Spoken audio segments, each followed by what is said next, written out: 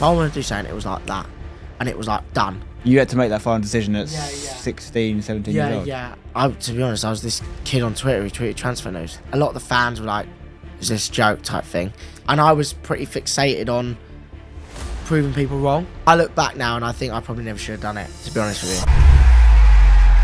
I went and did work experience alongside some form of education for a year, and then I went around every single part of the club. So was with player care, then worked in retail, then did like absolutely like everything around the club.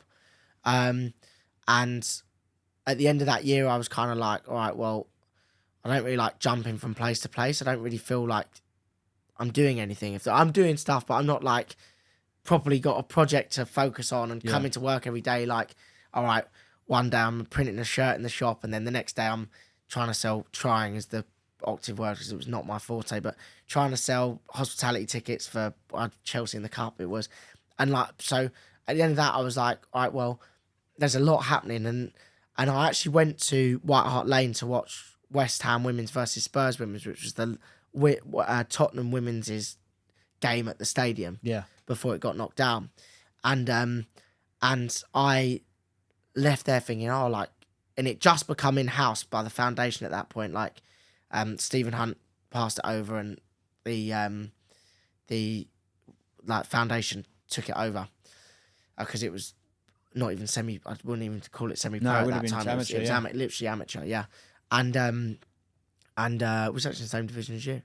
And was it third tier? Yeah. But even the third tier now compared to what the third tier would have unlike the men's levels, which are kind of stable, the women's level every year it becomes bigger. Yeah, no, 100%. And it was like, so for me it was like, all right, well, I said to Dad, and I was like, look, like, could I do this and do that full time? And I saw amazing growth opportunity, not only in the game but also at West Ham. Like, we had an amazing opportunity to make the women's team into a proper department at the football club, which it is now. Yeah. And a proper football team, no different to the men's first team or the women's first team or the academy or all these different parts of the football club.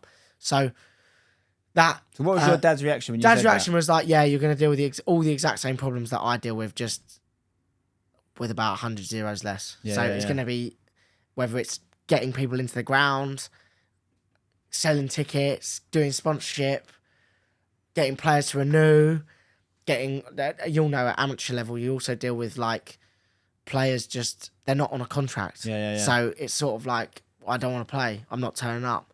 And it's a bit like, well, we can't really do very much. Please come. Yeah.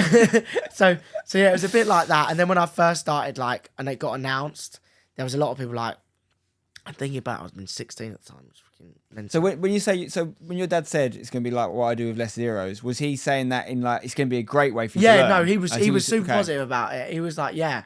And the other thing is as well, like, which a lot of people don't have, I had an amazing safety net of amazing professionals around me. Yeah, you could just ask him for advice. Yeah, ask him, or ask whether it's like marketing or like wherever it was like I had all of that safety net around me. So I don't know, he never told me this, but in a grand scheme of things, it couldn't have gone that wrong. The money wasn't huge. Yeah. And it couldn't have gone that wrong. And I also think I hope he believed in me partially as well. So, what was going through once it became apparent that it was something you could do, so you got the green light, okay, this might actually happen now, and then obviously press start talking about it. It was quite news in football because quite unusual, really, for someone of that age. What was going through your head? Like, did you ever think of anything like this, like, you know, imposter syndrome or anything like that? Because I can imagine some people would feel like, oh, I'm young. But I completely agree with what you're saying, by the way. They had this amazing safety net. Like, and I actually think this should happen more in football, because one thing I know to be true, you've done a lot of it today, which is where you make contrast to the work environment, right? Everyone gets better at things with reps, right? Everyone does. So surely, and in football, it's weird, right? Because in football, you get a lot of people in the ownership level that come to football, really experienced businessmen or women, really successful, but no football experience, like zero.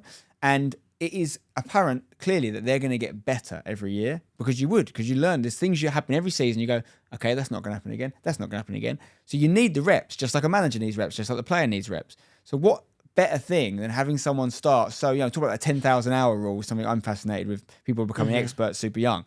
Surely if you're looking to build a football exec for the future, you want them to start young and be in football from that age rather than go and get 20 years working in a sales environment or a hedge fund and then have to learn the football bit. Yeah, you could also bring in different skills with that as well. But I 100% I agree. And like, I think so. Obviously, I went into that, and Dad was super keen for me to do it. And then it sort of So I suppose the press had obviously said a few things, and then the a lot of the fans were like, "Is this a joke?" type thing.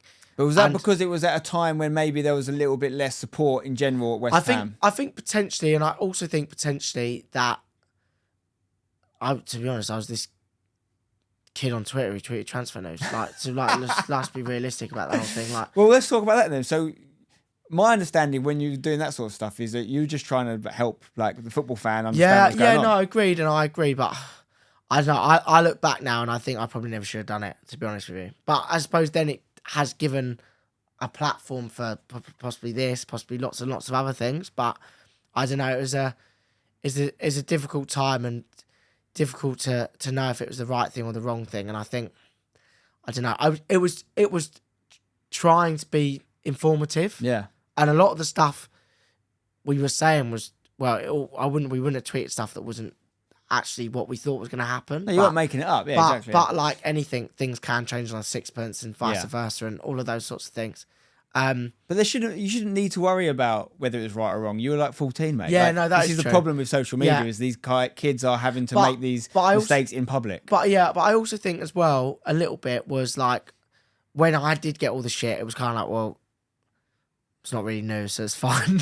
I was like used to it, whether it was, I don't know, a deal fell through or this happened or that happened, that it was kind of like, well, I've had all that before, so that never really bothered me that much.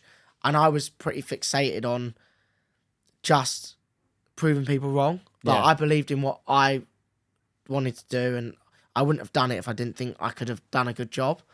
And where do you think that comes from, that sort of self-confidence? Because there's a lot of people, like, I imagine you probably got some not very nice tweets and stuff around that time. I don't know if you checked them or whatnot. I mean, that was one of the first things I started doing. If I ever got stopped looking at them. To be honest, I always look at them. I still look at them all now. Whether it's like, I've never had a problem with not looking at them. And I think, as I said before, I think it's really, really important to look at everything. Where's it come from? I don't know. Probably a bit then was a bit naivety, to be honest with you. But I think I've lost and I actually quite like. I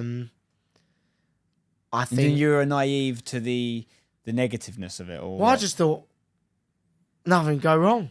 Yeah, so who cares? Just thought like, if I'm going to do it, it's probably going to be all right, and see how we get on, really. Like, I just think when you're... But what I mean is, if people were saying stuff that wasn't nice, though, or they were criticising you, I think more often than not, young lads would take that on the chin quite badly. Like, that would hurt them. I don't know, potentially. I don't know. I think... It's a great thing, by the way, that it didn't affect you. I don't know, really. Like, I don't know. I just think when you're like... I don't know, you're a bit young, you're a bit like, you think... And then you just sort of run through it all. And I was also like, I could make a decision like that. When I was like 17, 18, I made a decision like that. If I wanted to do something, it was like that. And it was like done. Where now, like, I think I've lost it. And I'm not sure I think there's positives and negatives to a lot of it. But I think overall, I wish I had a bit more like, Dad's like that. He's very quick. He's like, Dad, he'll speak to a lot of people, but as soon as he's made his mind up, he's like, we're doing that. Mm-hmm. And it's like, you cannot push him in any direction otherwise. He's like, that is the way we're going. And that, I think it's a great, great skill to have.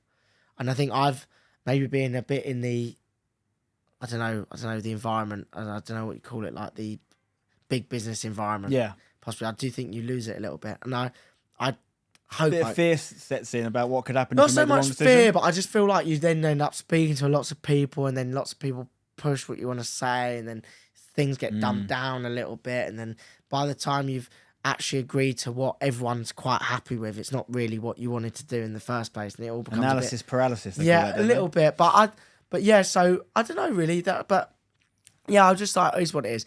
Obviously, negatives is like, a bit shit, but I was like, hopefully I'm proven wrong. Yeah. Bottom line is, if I can't, I can't. We are where we are.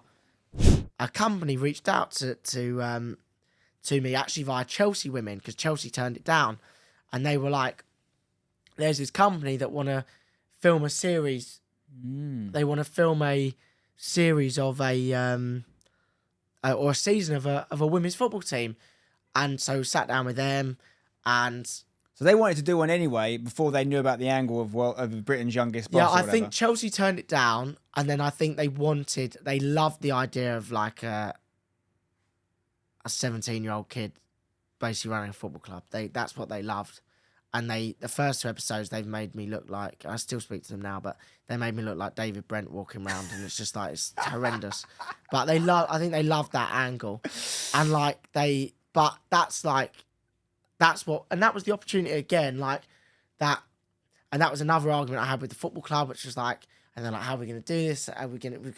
We've got to give them loads of things. What happens if something goes wrong? What happens if this happens? I'm like, look, like, sometimes you got to back our, it's like, if you don't back ourselves that the way we run a club is not good enough, then we should all go home now.